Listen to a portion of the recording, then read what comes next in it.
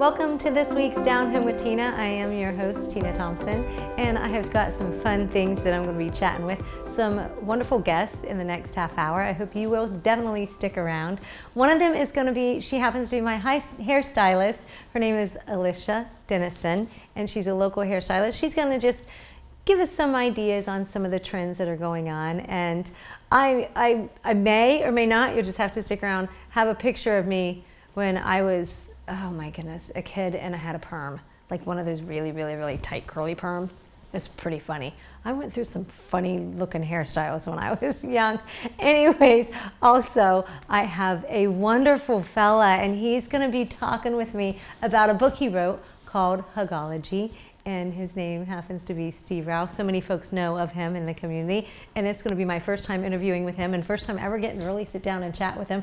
And I know I could chat with him for like hours probably, because I love to hear stories, and I also, as you know by now, I like to share stories also. So we're going to have a great time, folks. I'll be right back in just a couple of minutes. You're watching Down Home with Tina.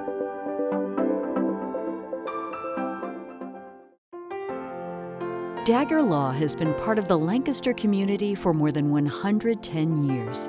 This is where we live and work. You'll see us at festivals, sporting events, and all around town. We consider our clients as friends, and we walk alongside you through challenging times. Whether you're a growing business, a changing family, facing litigation, planning your future, or dealing with land issues, we're right here. We are local. We are trusted. We are experienced. Dagger Law.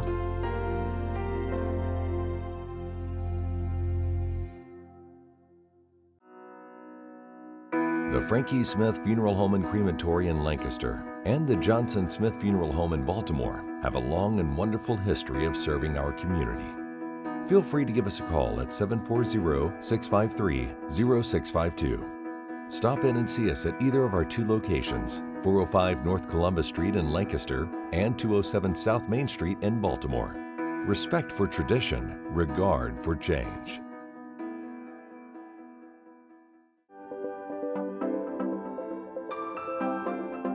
Welcome back to Down Home with Tina, and as you can see, I have quickly done my hair up in hot rollers. She happens to be my hairstylist, and she is one local in Lancaster. And when I first started going to her to get my hair done, I actually have known Alicia Dennison for quite some time. Yeah.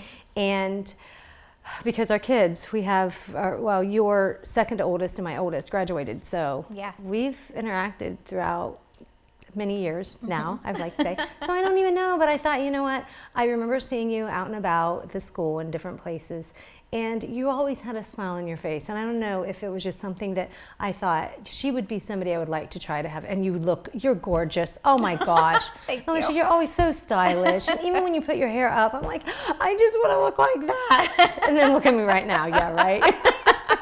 But it's fun. But anyways, and I bet it is. And one thing I've never done is I've always wanted to try a wig. But I wanted to go with hot rollers today because I have a feeling that I have some people who are viewing today that they at one time have done hot rollers at one time, sometime throughout their life. And maybe not. But we're going to talk a little bit about hot rollers. I'm going to go ahead and take them out because sometimes they're uncomfortable. But definitely not something that you like to keep in your... You don't want to sleep in Yeah. them. No. As a matter of fact, what was it? I don't know. Did you ever do this when you were a kid? The sponge rollers and sleep in them? And your mom did it before school pictures, and those are the worst pictures ever. One time I remember, do you remember when the hair used to be done, the folks who did the pictures, they split it down the middle, and I had a Pink Panther t-shirt on top of like that shiny like picture of Pink Panther, and they split my hair and put the breadths right here. I had the same experience, and my mom was so upset when she got that. She's like, I did not do your hair like this. Why is your hair? I'm like, the photographer. So before we get started, I know we'll talk a little bit about the hot rollers and if there's something that folks still do. I know that they're still able to purchase because I purchased them today. But I also believe in, Alicia, that we need to have self-care. And that's something, there is nothing like getting your hair shampooed by a hairstylist. Absolutely, yeah. I think so. It's just very relaxing. It is, it is. So why did you decide to become a hairstylist? Honestly, I have wanted to do it since I was a kid. My mom knew when I was a kid that that's what I would do. I would play with my Barbies. My younger sister was my guinea pig. And I mean, I just had a love for it from a very young age. And I always joke, I'm like, it's my one talent God gave me.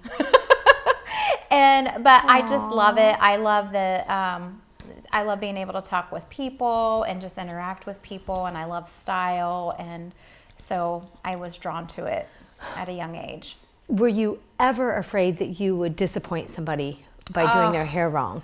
I'm telling you what, like, that is the hardest thing. Like, I remember my very first day on my first job, I just got out of beauty school. And honestly, like, even in beauty school, sometimes you're like, I have not had enough training, you know? And so they put you, I was in a walk-in salon, and this person comes in and needs a haircut, and they're like, okay, it's your turn.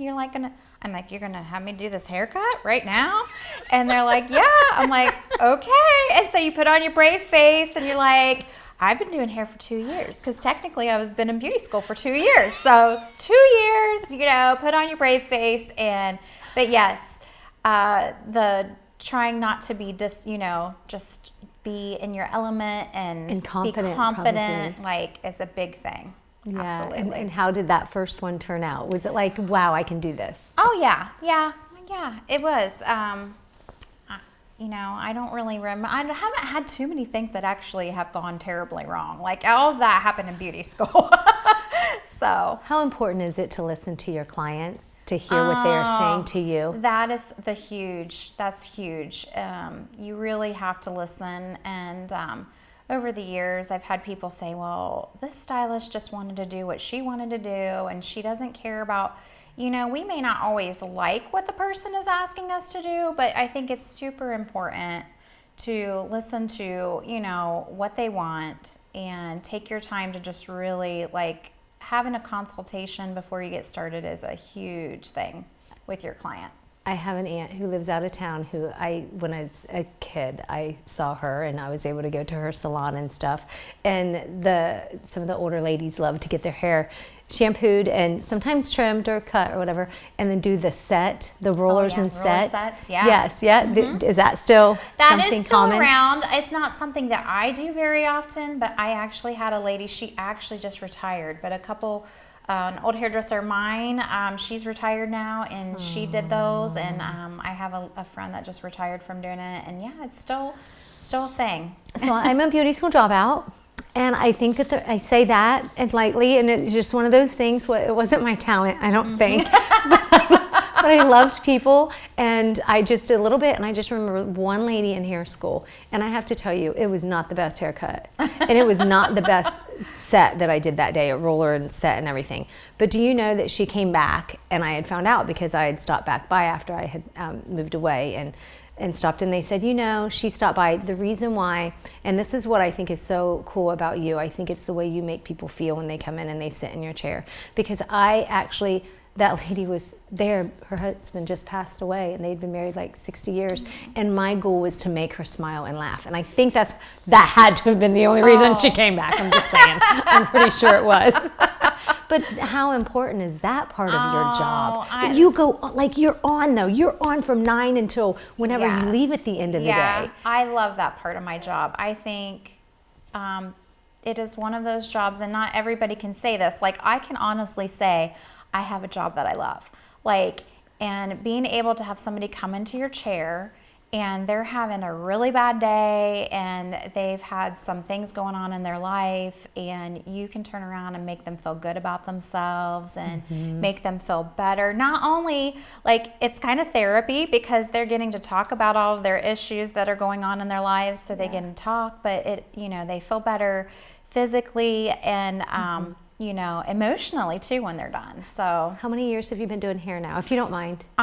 It's been 25 years. What have been some of the different trends, and what will we see, or have you seen already in 2021? Well, when I started off, I mean, I was kind of coming out of big hair. So big hair, you know, perms, like when I started off, you did perms like all the time, which is very funny because it's coming around but we're not doing them as much as maybe on women as we are, like I'm doing the teenage boys. Like mullets have made a comeback, you know. With perms. And the with mullets perms. with perms. Oh yeah. And then one of the big things that came out when I started doing hair was the Rachel, Rachel and Monica from Friends. Like that was the yeah. huge, like everybody wanted the shag. And was that a difficult one to do? Well, you know, so the difficult thing is everybody sees that picture and they're like, I want to look like this. But what that hair is and what your hair is can be two totally different things. So trying to get people to realize like, well, this may not work for you, but we can kind of give you a different maybe version of this, you know, or if you don't style it, it's not going to look like this. Is that really tough to do? Sometimes somebody give you a picture and then make it happen like that, because I don't want to say everybody's hair, some people have similar kind of hair, but do you know what I mean? It's just different texture. Oh, absolutely. And I think that's where it's really important not just to say, oh yeah, that's going to look really good on you, because I think we have to be honest and we have to work with what we have and what God gives us. And sometimes like what the style you like may not work for you, but you can, you know, do little things to kind of make it like something a little similar, but maybe not the same thing. And you have to realize there's a lot of different things that go into that. So as some women get older, and I should have asked you this before for you to be prepared, it just dawned on me though, their hair begins to thin. Do you have a recommendation for those women? Honestly, there are some really great products out now. And one of the things that I find that I like tell all of my clients that have thinning hair is the hair fibers. It's like a little powder that you can put in that kind of blends in those little areas, you know, where the scalp might show through.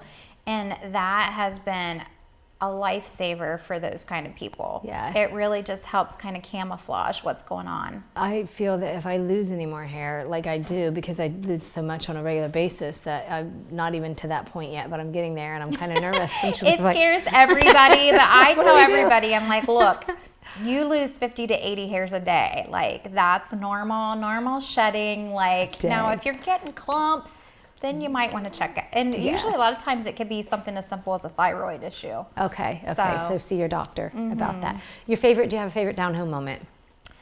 I would say like my favorite down home moment is being home with my new pup, Maverick, and just chilling with him. He's an English bulldog and he's just the cutest thing. So when I've worked all day and I'm tired and I get to come home and just cuddle with him, and I love it. They are the sweetest thing. And where is your location? Where are you taking new I'm always taking new clients. Okay. I work at United Hair Artists. It's on 200 North Columbus Street.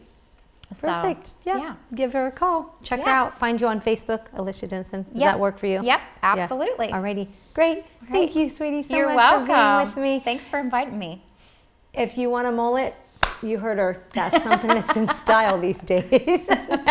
Hey folks, it's Down Home with Tina. I'll be back. I've got a great fella coming up next. Hi, I'm Amanda Wattenberg, Regional Director at Ohio Guidestone. Do you or does someone you know have a substance abuse disorder? Have you been thinking about getting help, but don't know where to start? It takes a lot of courage to ask for help, but it's the most important step you can take. If you think you know everything that's available in Fairfield County, think again. Like other chronic diseases, addiction can be managed successfully. Treatment enables people to counteract addiction's powerful, disruptive effects on the brain's behavior and regain control of their lives. Even if it takes multiple attempts, treatment does work and people do recover from addiction every day. So keep trying because your life matters. You matter, and we're here to help. Call 211 and ask for the treatment resources available right here in Fairfield County. This message is brought to you by the Fairfield County Adam H. Board.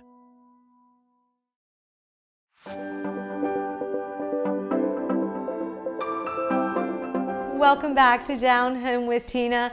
I was approached by someone else and it was mentioned to me, and it was really funny because it was almost timed the exact same time of, hey, Steve Rauch has a book out called Hugology. And the one sent me a text and said, do you want me, are you interested or whatever? And then all of a sudden I got a message from Steve and I was like, yay! I don't only have one person trying to reach out to me to talk to me about this book, but I have two. And I love it because I'm all about this. I really am. And it is something that I have missed so much. Hugology. You wrote a book, Steve. Oh, you do so many different things. Yes, thank you for the opportunity to be here, and yeah. I am honored to be able to be here and chat about it. I have been blessed to do a lot of different things. Part of that is because I'm an old guy, and part of it is because it's really hard for me to say no to any good idea, and people bring me great ideas all the time, and so. Yes, involved in a lot of different things. You make things happen. That's why they come to you. Well, I try to, Without a but I doubt. can't do it alone. I need their help. Yep, and you did. You wrote a book, and it's called Hugology, and it's the study of hugs. And Steve, this is just something like, even for myself, I know that we try to be very, very careful ever since COVID has happened Correct. and taken place, almost about a year ago. And when I want a hug, and I feel the need of a hug, my mom watches my nieces. I'm like, I'm there, and I get my hugs, even through this, because I can't help it. Correct. Because I can't help it. And I don't think you're alone. I don't. I think this book is coming out at a time when people have missed hugs more than maybe ever in human history, because it communicates so many powerful things. And when we don't have that level of communication, we definitely miss it. My own experience, my mom, she's in her 70s, and I try to be super careful. I didn't even go visit her. She lives 5 minutes from me. I didn't even visit her for several months. And then when I did go to see her, we sat, socially distant, 8 or 10, 12 feet away. And then on Mother's Day, when I went to visit her, she said to me, Steve, it's enough of that. Give me a hug. So that was, I wanted her to take the lead. And I think it's important to get permissions and those kinds of things. But people miss it, and we need, in my opinion, we need to continue to pursue it. And I don't want to talk too much about the book because, of course, I want folks to read it and everything. But when you just said and mentioned about getting permission, there are some people who absolutely 100% keep 6 feet away from me, even when it's not COVID or a pandemic going on. Yes, and I mentioned, talk a little bit about that in chapter 5. I had a family member who wasn't maybe super warm and excited about hugs, but I would contend the people that are super resistant, there's reasons for it. Yes. And if we could, to quote the theologian Shrek, if we could peel the onion back a little bit, we would find out why that is.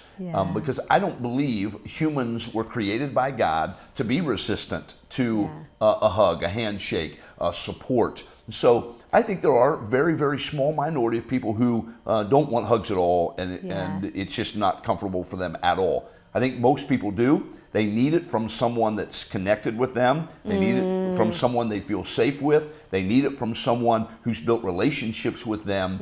And when those moments happen, they will embrace it.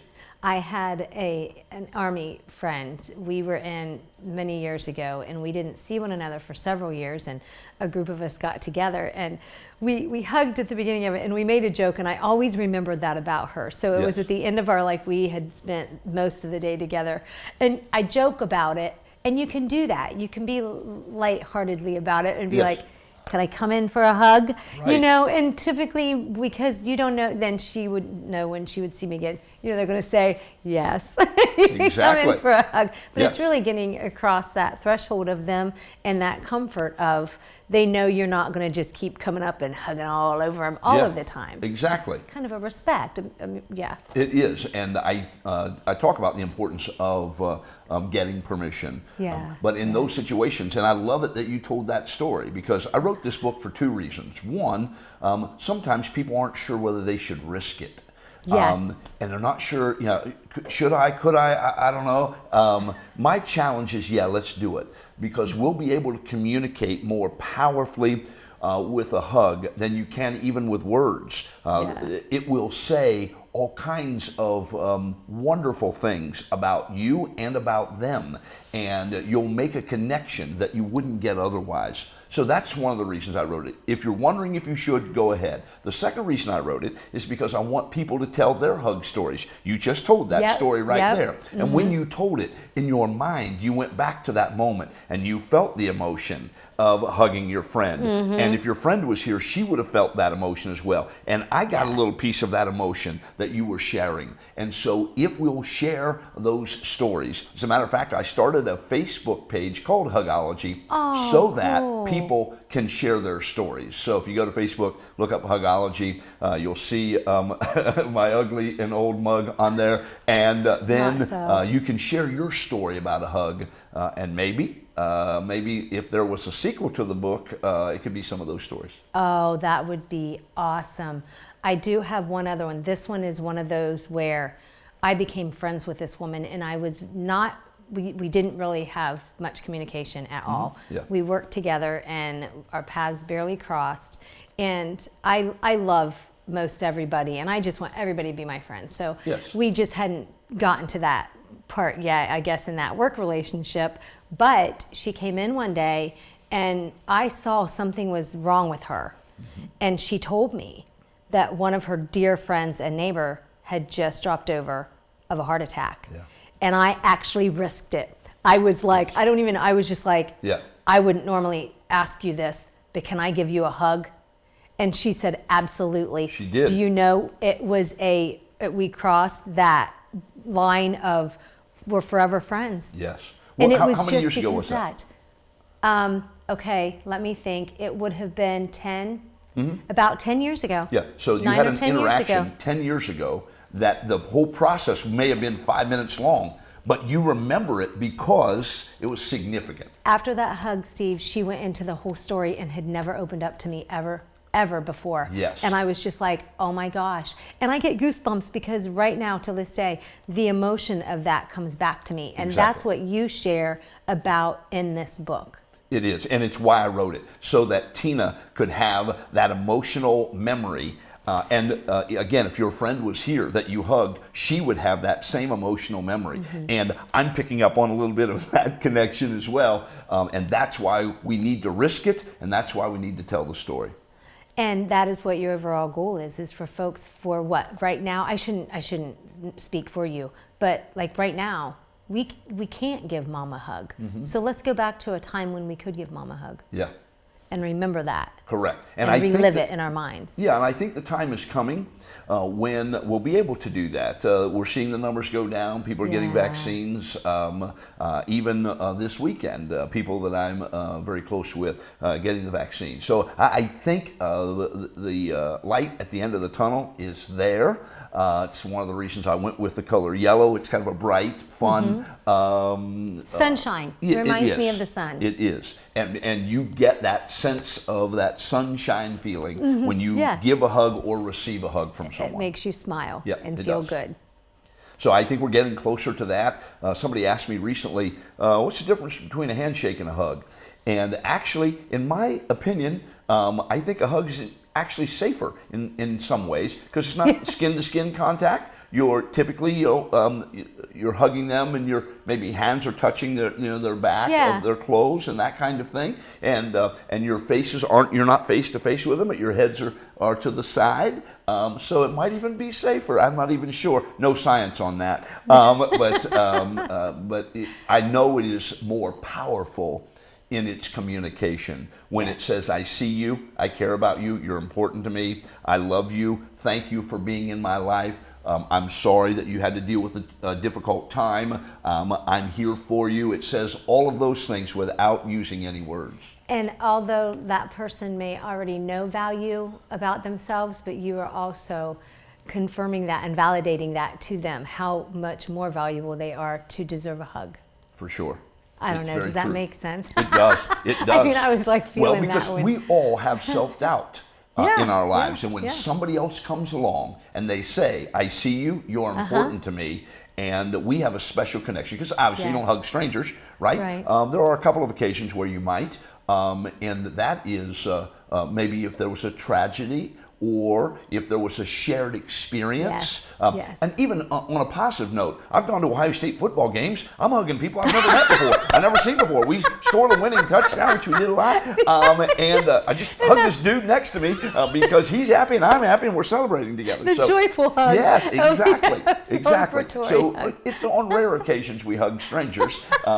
It's usually people that we've connected with. Yeah. And there's great power in that. Oh, Steve, okay, one more time, please let folks know how they can purchase your book and your Facebook page. Yes, you can go to Amazon.com and you just search Hugology. It'll be the first book that pops up. It'll actually be the only book that pops up because it's a made-up word. So you can get it there at Amazon.com. It's available on Kindle. It's also available in paperback, so you can order a paperback copy. And I am going to work on an audio version, and I'll have that available here in a few weeks. And so, and then also you can go to Facebook and look up Hugology. And then I would love for folks to tell me their stories about hugs they've given and received. I love it. Thank you so much for reaching out and contacting me, and I have loved having you with me, and I have loved reading the book. So folks, please check it out, and that way you can just take a step into Steve's world, and maybe he can help you take a step back into your past and that world of hugs. It's Down Home with Tina. I'll be back in just a minute.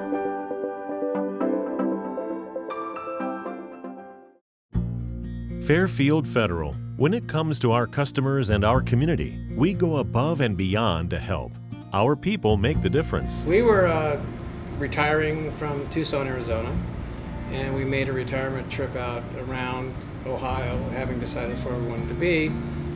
And we came across this town called Lancaster, and we fell in love with the downtown area where the fountain is and the memorials and the flags and all this stuff. And I looked around and I said, there's our bank right there. There's something to be said about a community bank in your hometown. Right. If you live in the community, you should do business in the community as much as possible. So it makes sense to bank with the community bank where you live. Fairfield Federal is the bank to be at. If you live in this town, or any town actually, you want to bank at a local home bank. The employees are happy here, they're conversant, customer service is through the roof. There's nothing more you could ask for.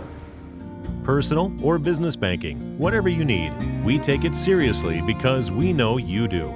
Stop by today at any of our 3 locations and see why the difference is clear. Fairfield Federal Savings and Loan specializes in banking that revolves around you. Member FDIC, Equal Housing Lender.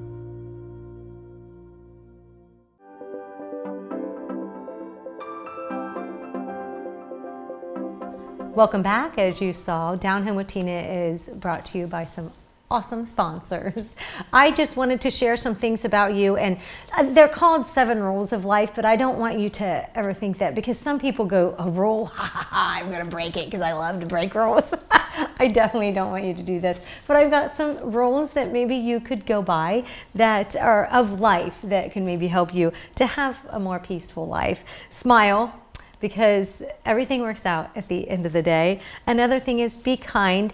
You have the power, you do, to make people feel good. Don't give up, although something may not work the first time. Try again, just do it, because you never know where that path might lead you. It might lead you off to something even more wonderful for you. Don't compare, because everyone is on a different journey. That is something I just recommend. Just don't do it. It's not worth you worrying about what somebody else is doing anyway, folks. Avoid negativity, avoid negative thoughts, situations, and most importantly, negative people, because they will tend to bring you down, and you don't need that. Make peace with your past. Focus on being present and creating a better future for you. Take care of your body and mind. One struggles to survive without the other, so don't ever, ever, ever take to where you get yourself in a position where you are so unhealthy that you can't get better.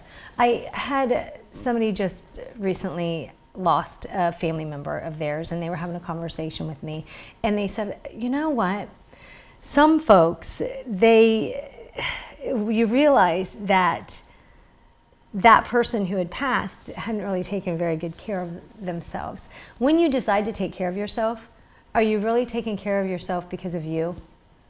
This person was like, what they realized was, you take care of yourself because of the ones who love you. Folks, you have been watching Downhill with Tina, and before I go, my PQ, a thought of a hug a day will take your sorrows away. So that's my #1 PQ. I hope you have a happy day. God bless. Until we meet again, good day.